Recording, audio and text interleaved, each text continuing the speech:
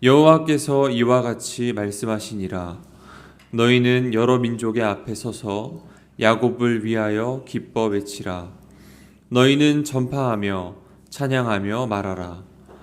여호와여, 주의 백성 이스라엘의 남은 자를 구원하소서 하라. 보라, 나는 그들을 북쪽 땅에서 인도하며 땅 끝에서부터 모으리라. 그들 중에는 맹인과 다리 저는 사람과 잉태한 여인과 해산하는 여인이 함께 있으며 큰 무리를 이루어 이곳으로 돌아오리라. 그들이 울며 돌아오리니 나의 인도함을 받고 간구할 때에 내가 그들을 넘어지지 아니하고 물 있는 계곡의 고든 길로 가게 하리라. 나는 이스라엘의 아버지요 에브라임은 나의 장자니라. 아멘. 서신서의 말씀은 에베소서 1장 3절에서 6절 말씀입니다. 찬송하리로다.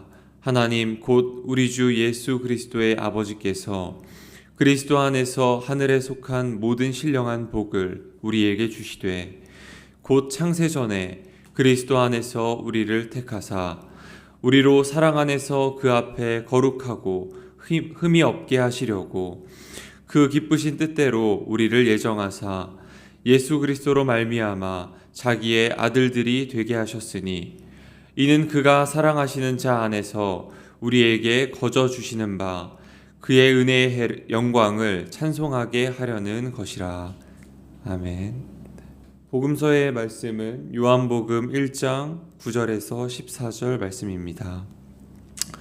참 빛 곧 세상에 와서 각 사람에게 비추는 빛이 있었나니 그가 세상에 계셨으며 세상은 그로 말미암아 지은 바 되었으되 세상이 그를 알지 못하였고 자기 땅에 오매 자기 백성이 영접하지 아니하였으나 영접하는 자 곧 그 이름을 믿는 자들에게는 하나님의 자녀가 되는 권세를 주셨으니 이는 혈통으로나 육정으로나 사람의 뜻으로 나지 아니하고 오직 하나님께로부터 난 자들이니라. 말씀이 육신이 되어 우리 가운데 거하심에 우리가 그의 영광을 보니 아버지의 독생자의 영광이요 은혜와 진리가 충만하더라. 아멘.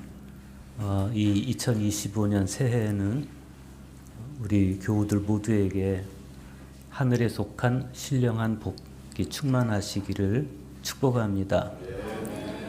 오늘은 신년 주일이고 동시에 성탄 후 두 번째 주일입니다.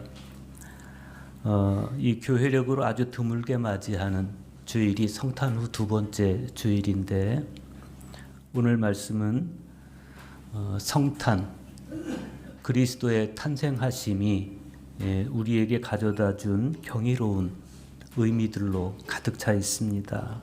그래서 오늘 성서 일과의 말씀들은 그 어느 때 말씀보다도 감미롭고 향기롭습니다. 위로의 서, 위로의 책으로 분류하는 예레미야 30장 그리고 31장 안에 오늘 구약의 말씀이 들어 있습니다. 오늘 말씀에서 예레미야 선지자는 주께서 슬픔에 빠진 백성을 모으고 위로하고 속량하신다 이렇게 선언합니다.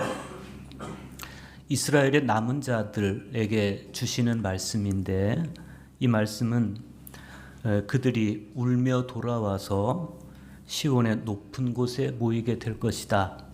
이런 희망의 메시지로 가득 차 있습니다. 그런가 하면 서신서의 말씀에서 사도 바울은 하늘에 속한 신령한 복으로서 창세전부터 그리스도 안에서 우리를 택하사 당신의 자녀 삼아 주신 하나님을 찬미합니다. 그리고 복음서의 말씀을 보면 사도 요한이 우리를 찾아서 하늘로부터 내려오신 하나님을 찬미합니다. 세계 문학사에서 가장 위대한 문학 작품 중 하나인 요한복음은 간결하고 짧은 그리고 아주 아름답고 시적인 네 문장으로 시작이 됩니다. 태초에 말씀이 계셨다. 그 말씀은 하나님과 함께 계셨다. 그 말씀은 하나님이셨다. 그는 태초에 하나님과 함께 계셨다.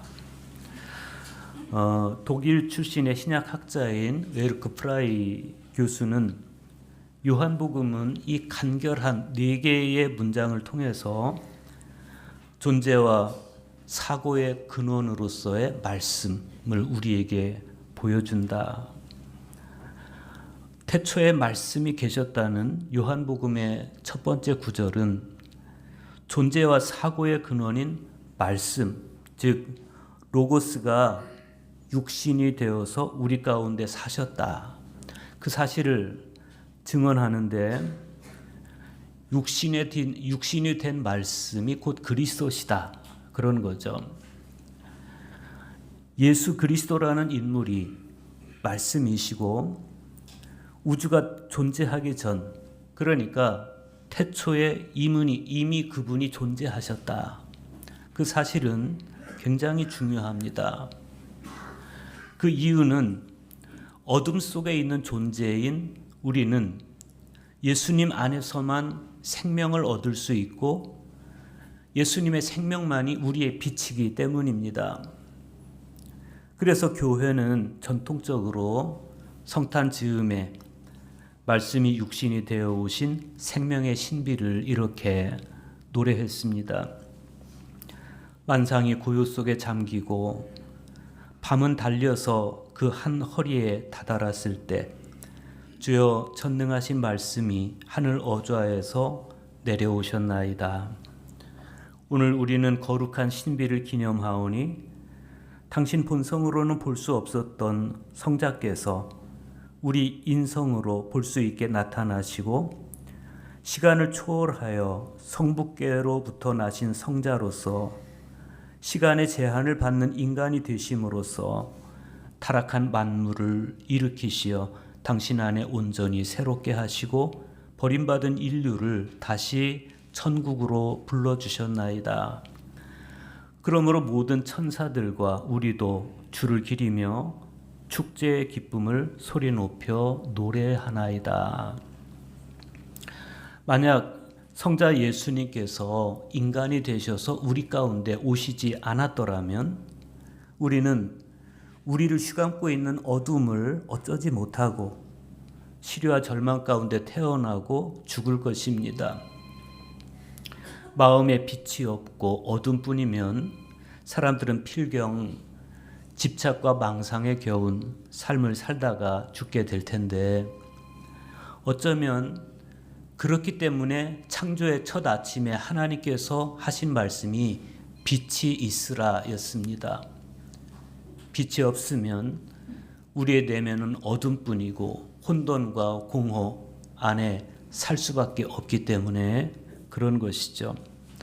그래서 새해 첫 주일을 맞이한 우리 모두에게 오늘 성서 일과는 아주 중요한 말씀입니다. 말씀이 육신이 되어 우리 가운데 오신 예수 그리스도의 빛 아래에서 살아가는 우리 모두의 새해가 될 수 있기를 바랍니다. 오늘 복음서의 말씀 먼저 보겠습니다. 요한복음 1장 9절 보십시오. 참 빛 곧 세상에 와서 각 사람에게 비치는 빛이 있었나니. 이 말씀은 바로 앞절의 말씀과 비교해서 읽을 때 그 뜻이 더 명료해지고 감동적이 됩니다. 이 말씀 바로 앞에 보면 세례 요한에 대해서 이렇게 소개합니다. 그는 이 빛이 아니요 빛에 대하여 증언하러 온 자라. 세례 요한은 예수님을 세상에 소개한 증인입니다.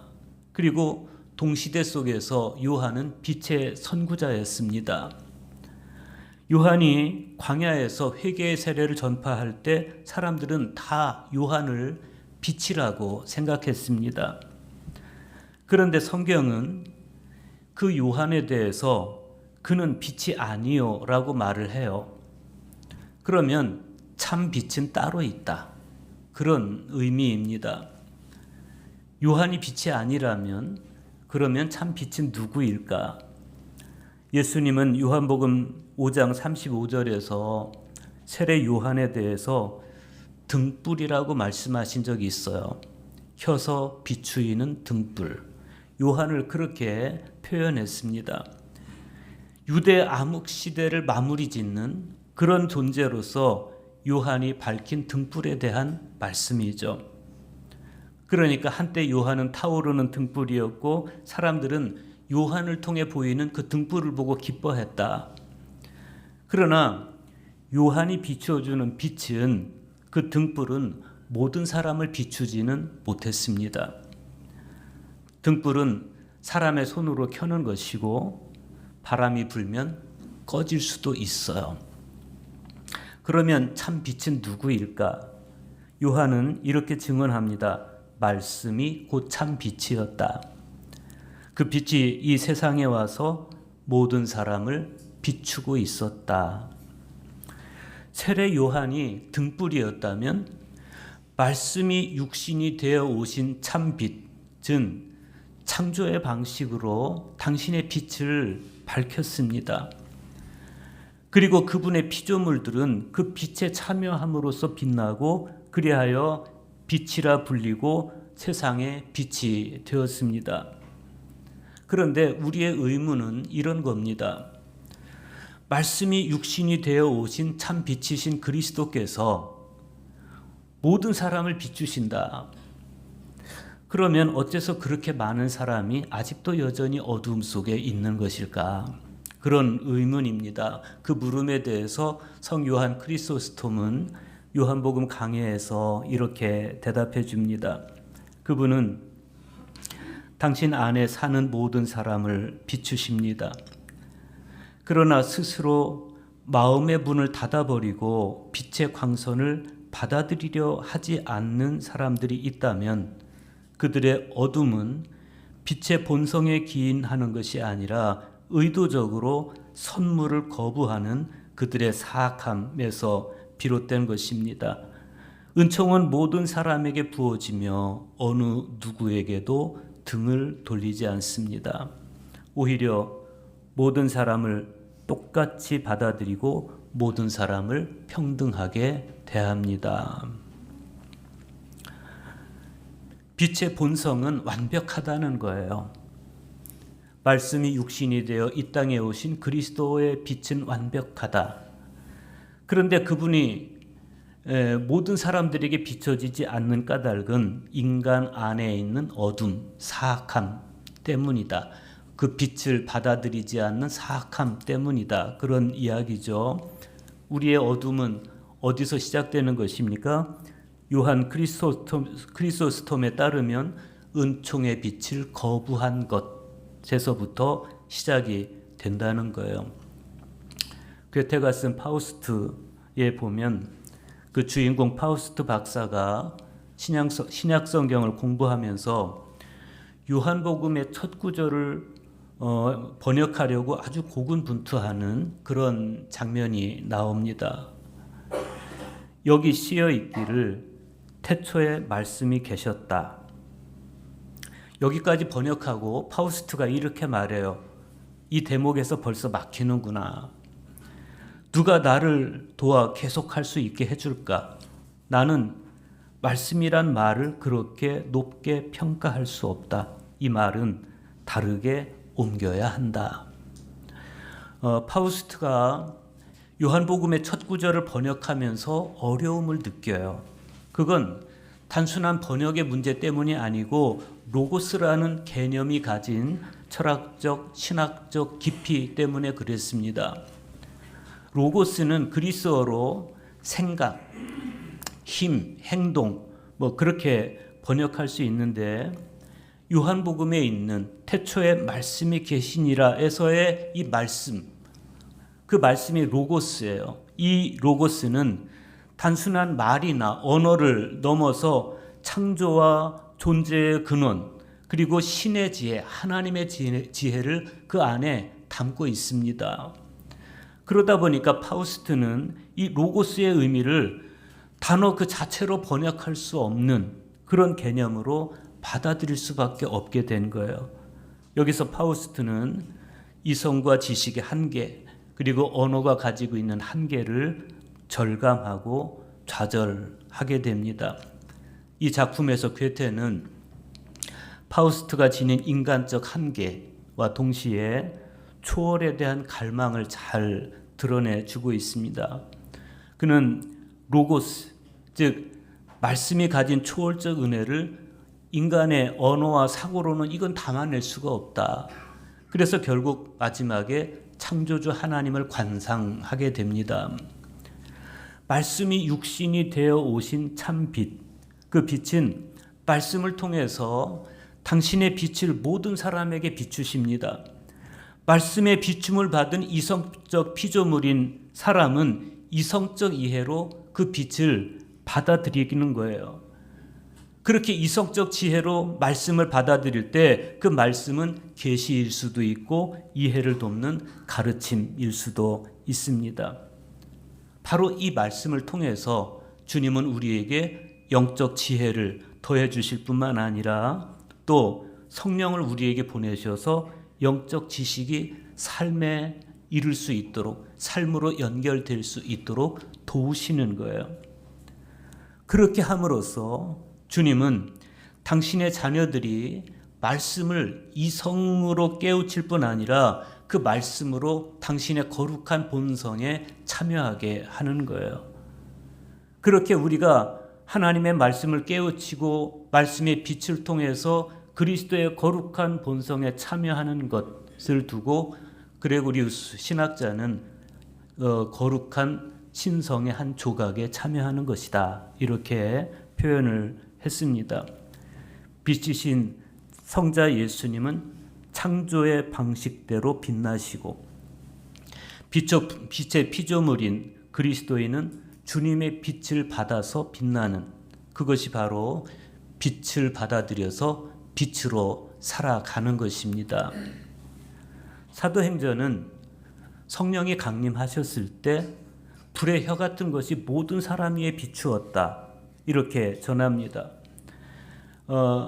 그때 사도들은 약속이라도 한 듯이 골방 밖으로 뛰쳐나가서 예수가 그리스도시다. 예수가 우리의 주이시다. 그렇게 외쳤어요. 사람들 머리마다 불꽃이 있었다는 거예요. 여러분 한문 주인 주자 생각해 보십시오. 왕이라는 글자 위에 점이 하나 이렇게 찍혀 있죠. 마치 촛불처럼 점이 하나 달려 있어요. 낱말의 우주라는 책을 보면 우석영 씨가 그 주인 주자에 대해서 촉대 위 촉광이 요요히 빛나고 있는 그림 글자다. 이렇게 표현을 한 것이죠.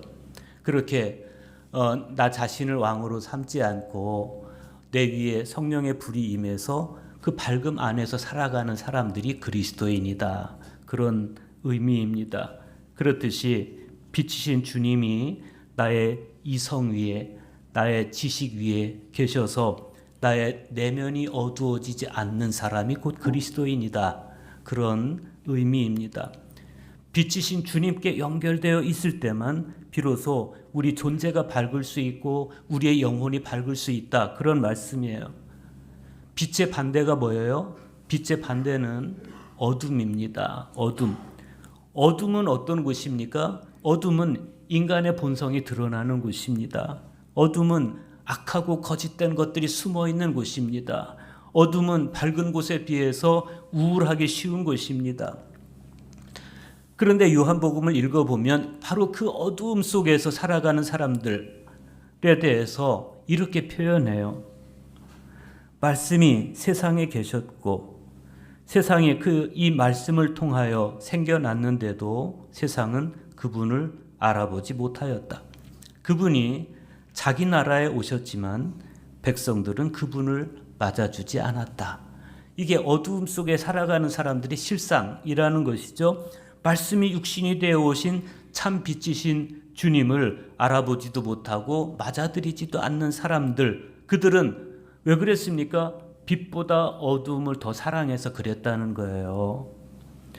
빛보다 어두움을 더 사랑하다 보니 어둠 속에서 집착과 망상에 겨운 삶을 살아갈 수밖에 없었다는 것이죠.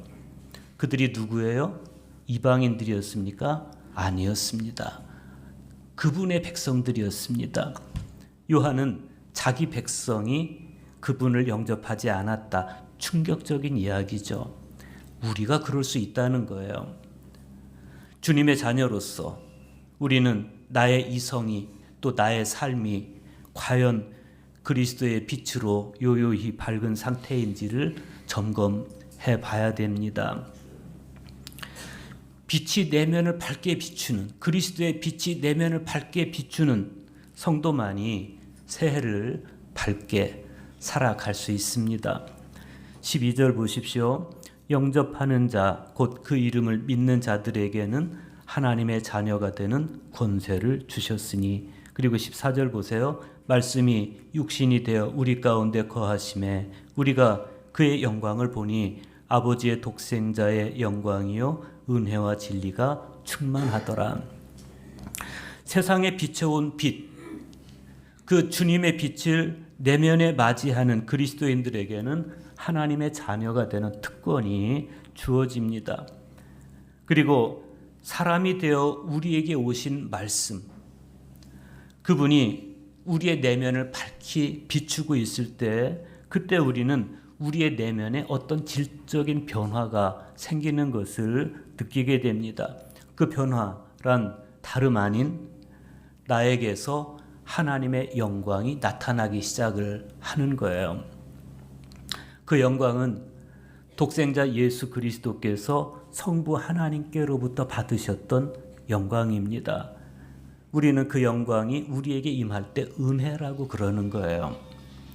그래서 우리가 말씀을 묵상해야 되는 것입니다. 왜냐하면 주님이 성자 예수님이 말씀이 육신이 되어 오신 하나님이시기 때문입니다. 바로 그분을 빛이라고 하기 때문에 우리가 성경 말씀을 읽고 말씀을 묵상하고 말씀을 붙들고 기도하고 성령께서 우리 마음에 오셔서 우리를 밝게 할 때 우리는 비로소 그분의 밝음 안에서 살아가게 되는 것이고 그런 사람들을 그리스도인이라고 하는 것이죠. 우리가 말씀을 묵상할 때 로고스이신 말씀은 우리의 내면을 은혜와 진리로 밝혀줍니다. 오늘 구약 성경을 보면 무려 100년에 걸친 포로 생활을 통해서 그 삶이 갈갈이 찢겨버린 사람들의 모습이 나옵니다. 당시 이 이스라엘 사람들은 아수르에 의해서 자유를 빼앗긴, 자유를 억압당한 삶을 살아가고 있었습니다. 그런 사람들을 향해서 에레미야 선지자가 하나님의 메시지를 전하고 있는 것이 오늘 구약의 말씀이에요. 에레미야 31장 7절 보십시오. 여호와께서 이와 같이 말씀하시니라. 너희는 여러 민족의 앞에 서서 야곱을 위하여 기뻐 외치라. 너희는 전파하며 찬양하며 말하라. 여호와여 주의 백성 이스라엘의 남은 자를 구원하소서 하라. 그랬어요. 나라를 잃었어요. 나라를 잃고 포로 생활을 하고 있어요. 그런 사람들이 뭐가 기뻐서 기쁨으로 외치겠습니까? 그런데 에레미야는 이렇게 말씀합니다. 보라, 나는 그들을 북쪽 땅에서 인도하며 땅 끝에서부터 모으리라. 그들 중에는 맹인과 다리 저는 사람과 잉태한 여인과 해산하는 여인이 함께 있으며 큰 무리를 이루어 이곳으로 돌아오리라. 그들이 울며 돌아오리니 나의 인도함을 받고 간구할 때에 내가 그들을 넘어지지 아니하고 물 있는 계곡의 고든 길로 가게 하리라. 나는 이스라엘의 아버지요 에브라임은 나의 장자니라. 희망은 다른 곳에 있지 않습니다. 하나님이 나의 아버지로 고백될 때 희망은 바로 그 관계에서부터 시작이 되는 것이죠. 오늘 서신서의 말씀에서 사도 바울도 똑같은 이야기를 합니다. 에베소서 1장 3절에서 6절 보십시오. 찬송하리로다 하나님 곧 우리 주 예수 그리스도의 아버지께서 그리스도 안에서 하늘에 속한 모든 신령한 복을 우리에게 주시되 곧 창세 전에 그리스도 안에서 우리를 택하사 우리로 이 사랑 안에서 그 앞에 거룩하고 흠이 없게 하시려고 그 기쁘신 뜻대로 우리를 예정하사 예수 그리스도로 말미암아 자기의 아들들이 되게 하셨으니 이는 그가 사랑하시는 자 안에서 우리에게 거저 주시는 바 그의 은혜의 영광을 찬송하게 하려는 것이라. 여기서 바울이 말씀하는 찬송의 이유, 그게 뭡니까? 하늘의 신령한 복이 우리에게 임했다는 겁니다. 하늘의 신령한 복이란 다름 아닌 하나님께서 우리를 당신의 자녀 삼아 주신 거예요. 바로 이 일을 수행하기 위해서 주님은 빛으로 오셔서 우리 각 사람에게 두루 당신 자신을 비추는 것입니다. 이 빛은 우리의 내면, 즉 우리의 마음에 비춰온 빛이고 온 영혼과 존재를 밝히는 빛입니다. 이 빛을 영접하는 자, 곧 예수 그리스도의 이름을 영접하는 자들에게는 하나님의 자녀가 되는 권세를 주신다라고 약속합니다. 2025년은 이 빛으로 살아가시기를, 그래서 여러분의 존재 전체가 그리스도의 영광으로 빛나는 삶을 살아가는 그런 새해 2025년 되시기를 간절히 축복합니다.